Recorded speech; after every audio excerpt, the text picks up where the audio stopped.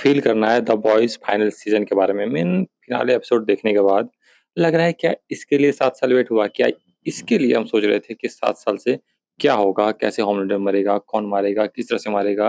Homelander जब अपना control खोएगा तो वो कितना बुरा होगा वो, पूरे न्यूयॉर्क के लिए, पूरे वर्ल्ड के लिए। बाय द वे, ये वाला पोस्टर, ये सच नहीं हुआ। ये वाला ही पोस्टर सच नहीं हुआ। ये वाला ही पोस्टर सच नहीं हुआ। इन्होंने क्या किया कि सोचा कॉमिक बुक पैनल को उठा के सीरीज तो बना नहीं सकते हैं, तो क्यों ना उसका पोस्टर रिलीज कर दिया जाए। What a brilliant idea that is, कि कोमिक बुक पैनल पे सीरीज ना बनाओ, उसका पोस्टर रिलीज कर दो। अब पोस्टर से लोग पेट भर लेंगे कि हाँ, पोस्टर तो मिल गया, सीरीज की क्या जरूरत है। होप तो ज्यादा था नहीं, ज्यादा हम लोग उम्मीद भी नहीं किए थे, क्योंकि जिस तरह से सीरीज का शुरुआत हुआ और 3-4 एपिसोड देखने के बाद उम्मीद तो खत्म हो गया था। पर कोई को बोल रहा था कि शायद लास्ट एपिसोड में पूरा का पूरा खर्चा किया गया है, सारा खर्चा यहीं देखने को मिलेगा। घंटा कुछ नहीं हुआ। होमलैंडर वर्सेस बुचर, हम सब सोच रहे थे ऐसा हो, और यहाँ हुआ भी।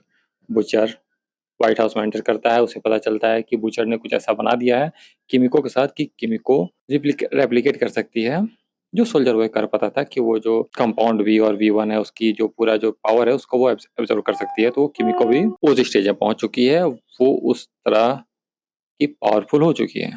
तो ये सब जानते हुए वो फादर ने क्या किया कि ये पूरा जो तामझाम है उसको यहीं कर दिया, व्हाइट हाउस के अंदर। पर व्हाइट हाउस भी कितना सिक्योर था वो तो दिख ही गया। मीन जितने आसानी से ये लोग घुसे वो तो दिख गया। और हाँ, हम थोड़ा एशली ने मदद किया, पर फिर भी बहुत आसानी से लोग घुस गए। जो भी था, चीज़ें तो थी। बूचर वर्सेस होमलैंडर हुआ। बूचर वर्सेस होमलैंडर की फाइट काफ़ी अच्छी थी, मीन मज़ा लगा। बूचर जिस तरह से कूट रहा था होमलैंडर को, वो मज़ा आ रहा था। पर वहाँ एक सवाल भी था, क्या बूचर इतना स्ट्रांग था कि वो होमलैंडर को इतना बुरी तरीके से पीट सके? क्या बूचर को ज़्यादा पावरफुल दिखा दिया गया? क्या बूचर के पास हमेशा से इतना पावर था, या फिर होमलैंडर के पावर को नर्फ कर दिया गया? क्योंकि होमलैंडर अपना लेजर छोड़ रहा था, पर वो बूचर पे असर नहीं कर रहा था। खैर, कई लोगों पे असर नहीं करता है, कई सुपर हीरोज पे उसका असर नहीं होता है, ये दिखता है, ये बहुत बार दिखाया जा चुका है। पर V1 लेने के बाद भी, और बूचर क्या इतना स्ट्रांग था कि वो इतना आसानी से, इतने बिग वे में होमलैंडर को कम्पीट कर सके, ये मुझे नहीं लगता है कि 1-to-1 फाइट में होमलैंडर वर्सेस बूचर में होमलैंडर का पलड़ा भारी होना चाहिए था, पर यहाँ हुआ नहीं। ये काफ़ी अजीब बात लगी। इसके अलावा रेयान की एंट्री, फिर बूचर और रेयान मिल के जो होमलैंडर को कुटे, वो सब मज़ा आया, चीज़ें देखने में मज़ा आया। पर जो हम लोग 7 साल से देखते आए हैं, जिस तरह से सीज़न प्रोग्रेस किया है, उस हिसाब से वो उस चीज़ को जस्टिफाई नहीं कर पाता है। पर हाँ, एगो इन जनरल तुम उसे दिखा दोगे ना रील के भरोसे, या किसी इस तरह से दिखा दोगे, तुम्हें लगेगा हाँ अच्छा लग रहा है। पर तुम जो सीजन बाय सीजन इसे देखे हो, इन्वेस्ट किए हो, उस तरह से देखोगे तो ये अच्छा नहीं लगेगा। खैर, होमलैंडर जब अपना पावर खोता है, जब किमिको अपनी पावर यूज़ करती है, उसके पावर को एब्जॉर्ब कर लेती है, होमलैंडर का, बूचर का और रेयान का, तो कहीं न कहीं मेरे दिमाग में था कि नहीं, अभी एक ट्विस्ट बाकी है, अभी एक ट्विस्ट बाकी है। इतना जल्दी ये खत्म नहीं हो सकता है, इतनी आसानी से खत्म नहीं करेंगे। कोई ना कोई ट्विस्ट अभी भी बाकी होगा। पता नहीं तुम में से कितनों ने सोचा, मैंने तो ये सोचा था कि अभी ट्विस्ट है, खत्म नहीं हुआ है ट्विस्ट। पर यू नो व्हाट, कोई ट्विस्ट नहीं था, यही थी कहानी। होमलैंडर मर गया। बूचर ने अपना निकाला, सर पे डाला, खोल दिया सर को, और उसके बाद जो होमलैंडर खुद को बचाने के लिए बोलता है कि मैं तुम्हारा चूस लूँगा। आई मीन जो भी, वो तो द बॉयज़ है तो वो तो होगा ही। पर हाँ, जितना होमलैंडर गिड़गिड़ाता है, चीज़ें जिस तरह से उसके लिए खराब जाती है, जो एंड मोमेंट में वो खुद को एकदम ही वर्थलेस फील करता है कि उसके पास पावर नहीं है, पावरलेस पूरा एक जो उसका जो मोमेंट दिखाया गया वो काफ़ी अच्छा था, बहुत बेहतरीन मोमेंट था।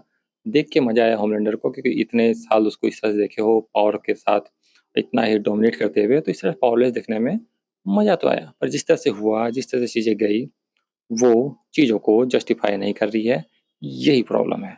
और हाँ, हमने सोचा था डीप वर्सेस स्टारलाइट हो, वो भी हुआ। स्टारलाइट ने लास्ट मौके पर भी डीप को मौका दिया कि भाई सुधर जाओ, पर डीप नहीं सुधरा। और स्टारलाइट को कहीं ना कहीं पता नहीं था कि डीप का सी में जाना प्रॉब्लम है, सबको दुश्मन बने हुए हैं, पर वो डीप को फेंक देती है, मारने के उद्देश्य से नहीं फेंकती है आई थिंक। पर डीप वहाँ जाता है और सबका बदला पूरा हो जाता है, स्टारलाइट का भी और उधर फिशेस का भी। तो वो सारी चीज़ें होती है, वो फादर को मदर्स मिल्क मारता है, ये भी अच्छा मोमेंट था, मज़ा आया वो देख के। और हाँ, ह्यूई वर्सेस बूचर भी होना चाहिए था। जिस तरह से हुआ उस तरह से नहीं होना चाहिए था। बूचर एक ऐसे मोमेंट पे चल गया था जब उसके पास अपना डॉग भी नहीं था, और रेयान भी उसे छोड़ के चला गया था। बूचर बिल्कुल अकेला हो गया, तो उसने सोचा कि सारे सुपर हीरोज़ को मारते हैं, भाड़ में गए क्योंकि उसका तो सुपर पावर जा चुका था और उसको उतना फ़र्क पड़ नहीं रहा था। वो गया, बोला कि कोई ना कोई होमलैंडर बन जाएगा आगे जाके, तो सबको ही मार दो। और इसी उद्देश्य से वो वहाँ गया और वहाँ ह्यूई आता है, उसको रोकता है और काइंड ऑफ बूचर के लिए सुसाइड मिशन ही था। वो मतलब चाहता ही था, काइंड ऑफ मुझे लगा कि ह्यूई उसको मार दे, उसका खेल खत्म करे क्योंकि उसके पास अब ज़िंदगी जीने के लिए मोटिव नहीं था। तो वो ऐसा ही कुछ करने वाला था, वो सुसाइड मिशन पे जा चुका था।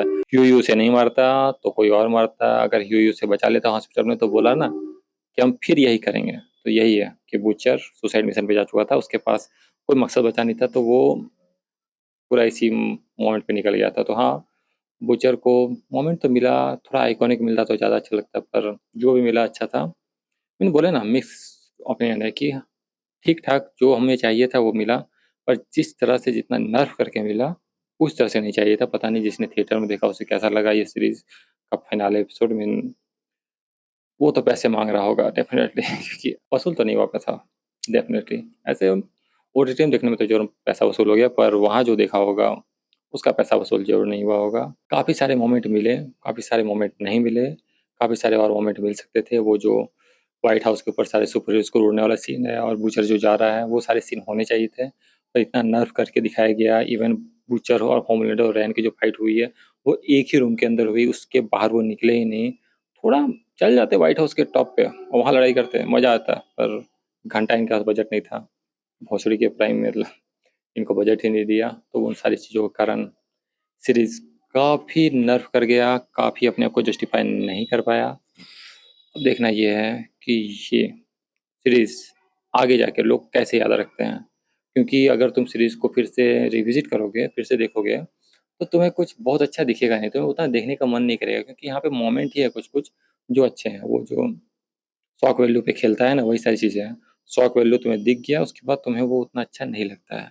तो बहुत ज़्यादा रिवॉचेबिलिटी है नहीं और जो फिनाले गया उससे भी रिवॉचेबिलिटी खत्म हो जाती है। तो हाँ, द बॉयज़ जितना सीज़न 1 अच्छा गया था, फिनाले उतना अच्छा नहीं गया। आई डोंट थिंक इसे बहुत अच्छे वे में लोग याद रखने वाले हैं आगे जाके।